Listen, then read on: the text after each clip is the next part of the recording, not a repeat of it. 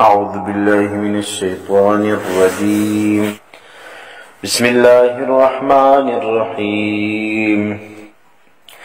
يا بني إسرائيل اذكروا نعمتي التي أنعمت عليكم وأوفوا بعهدي أوف بعهدكم وإياي فارهبون.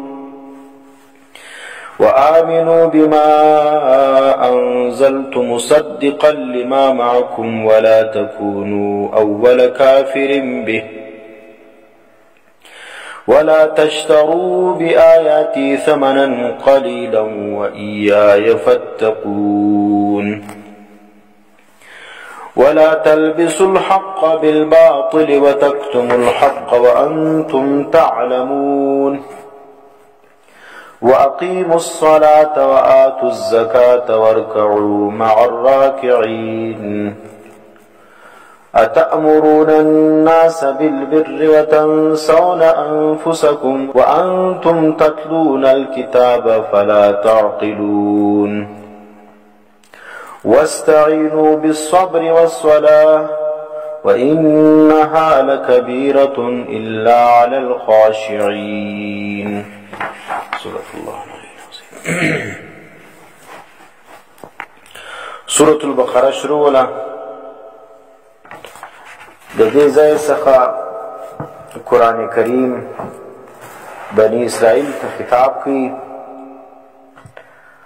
او یو اصلاحي پروګرام ذکر کوي. بني اسرائیل ته په دا آیاتو کې 8 اوامر او 4 نواهی ذکر کیږي. یعنی قرآن کریم په دې آیاتو کې بني اسرائیل ته 8 حکمونه کوي او 4 واره چې کوم دی هغه منع ذکر کوي چې دا کارونه مه کوئ. هغه او 4 اوامر کوم دي؟ اول دا دی: یا بنی اسرائیل اذکروا نعمتی التي انعمت علیکم. دا اذکروا نعمتی دا اول امر سلو. دویم دا دی واوفوا بعهدی، یعنی پرکی زما وعده، زما سره چې کوم اقرار تاسو کړی دی هغه پرکی. دریم دا دی وایای فرهبون، دا 3 امر سلو. ګور فرهبون سمانه زما سره بیریږي. څلورم امر دا دی وآمنوا بما انزلت مصدقا لما معكم. آمنوا امر دی ایمان راوړي. 4 دا دی د آیت په اخر کې ذکر کوي وایای فتقون، خاص ما څخه بیریږي. دا څوز د 15 سلو. شپږم واقیموا الصلاة، منځونه په پابندي کوي. وآتوا الزکاة، دا څو سلو؟ شپږ. وارکعوا مع الراکعین، دا 9 سلو. او آخری امر چې 8 دی واستعینوا بالصبر والصلاة، یعنی مدد غواړي د الله څخه په لمانځه او په صبر باندې. دا اصلاحي پروګرام دی چې الله د بني اسرائیلو د اصلاح دپاره ذکر کړی دی چې دا 8 کارونه تاسو وکړئ ستاسو به انسانان جوړ شي. او 4 نواهی ذکر کړي. هغه کوم دي؟ هغه دا دی دا آیت نمبر 41 تاسو وګورئ. ولا تكونوا اول کافر به، د دې قرآن اول کافران تاسو مه جوړیږئ. تاسو خبر یاست چې نبی علیہ السلام صفات او دا غراتل دا په تورات کې ذکر دي. تاسو معلومه ده تاسو داسې مه کوئ چې اول وار د قرآن انکار تاسو وکړئ. نو د اول نهي سوله. بل دا دی ولا تشتروا بآیاتی ثمنا قلیلا، یعنی زما په آیاتو باندې دا دنیا ما اخلي، دا دنیا ټوله لږ ده. دا چې ټوله تا ته میلاو سي او زما یو حکم ته پټ کې او تا دغه په عوض کې تا ته شی میلاویږي، دا مه کوئ.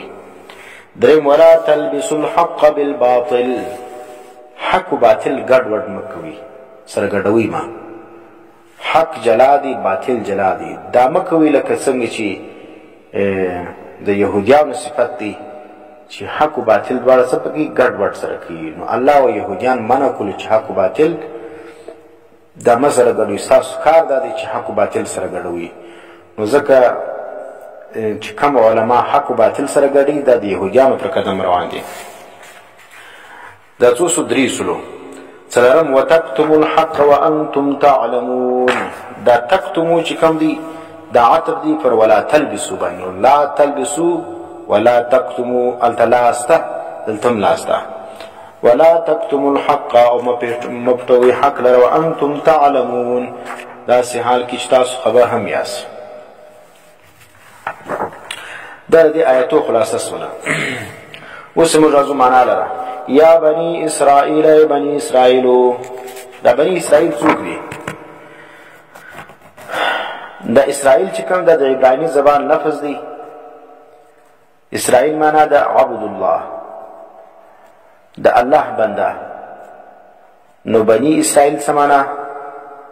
اولاد د عبد الله. او اسرائیل چې کوم دی دا د حضرت یعقوب علیه السلام چې کوم دا لقب ولو. نو ځکه د یعقوب علیه السلام اولاد ته شروع کیږي بنی اسرائیل ویل کیږي. او قرآن کریم کې یهودیان ته خطاب په بنی اسرائیل باندې راغلی دی. ای بنی اسرائیل اذکروا نعمتی، یاد کی نعمتونه زما. اوس نعمتونه الله ما پر دې باندې کړي دي هغه تاسو یاد کی. هغه کوم نعمتونه دي؟ قرآن کریم ډیر ځایونه ذکر کړي چې پر یهودیان باندې الله وای ما په دې باندې نعمتونه کړو. لکه سوره مائده کې تاسو وګورئ. وإذ قال موسى لقومه اذكروا نعمة الله عليكم إذ جعل فيكم أنبياء. یو نعمت خدا الله کړی پر دې باندې چې الله په بنی اسرائیل کې تر ګردو زیات انبیا راستولي ولو. دا څونه غټ نعمت دی. وجعلكم ملوکا، او بل دا دی الله تاسو ګرځولي واس بادشاهان. په تاسو کې بادشاهي ولا. بل دا وآتاكم ما لم يؤت احدا من العالمين، او درکړیو الله هغه څه چې نه درکړي الله په دې عالم کې چالره. نو ګور په بنی اسرائیل کې نعمتونه چې شروع الله انبیا پکې راستولي ولو. الله دې ته بادشاهي ورکړې ولا. او الله چې کوم دی هغه دې چې ورکړو مال او دولت ورکړي ولو. نو دا غټ نعمتونه دي. نو الله سوته ای بنی اسرائیل یاد کی نعمتونه زما چې کړو ما په تاسو باندې. واوفوا بعهدی، او پرکی وعده زما. اوفی بعهدکم، زب پرکم ستاسو سره خپل وعده. هغه وعده چی شته؟ مفسرین ذکر کوي چې تورات کې دا ذکر ولو چې آخر به یو نبی راځي او د هغه نبی تصدیق کول د تاسو باندې لازم دي. دی بالکل مجمنو. نو الله ورته ویلو چې کچیر تاسو هغه نبی ومنئ د بنی اسماعیلو او د هغه تصدیق یې وکړئ، نو زه به څه وکړم؟ زه به ستاسو ګناوې در معاف کړم او تاسو به جنت ته بوځم. نو هغه وعده چې کوم د هغه الله ورته یادوي.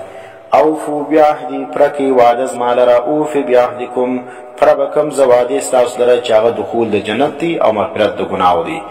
و ایایا، خاص ما څخه فرحبون. و بیریږي دا فرحبوني دا نون باندې زیر دا شیش دلته یی چې کوم د هغه حذف سوی ده او دا کسره دلالت کوي د هغه پر حذف باندې. فرحبوني دی اصل کې. و ایایا، خاص ما څخه فرحبون. و بیریږي تاسو. شام. وآمنوا بما انزلت مصدقا لما معكم، دبل امر دی. وآمنوا ایمان اوړي بما په هغه کتابانی انزلت مصدقا چې ما نازل کړی دی او تصدیق کوونکی دی د هغه څه معکم چې تاسو سره دی. څنګه تاسو د کتاب تصدیق کوي. قرآن چې کوم دی د خپل سابقو کتابو تصدیق کوي. نو څوک ولا تکونو مکری اول کافرین به، مکری تاسو اول کفار په دی باندې. اول کفر کوونکی تاسو ما جوړیږي. اول جماعت ځکه تاسو خبر یاست، علم لري. او دا د تورات کې ذکر چې اخر نبی راځي، قرآن راځي. نو د معلومه هم د بیا اول کفر ولې تاسو کوئ په دې باندې جاهل سړی کې و چې هغه ته نه معلومیږي چې تاسو خو عالمان یاست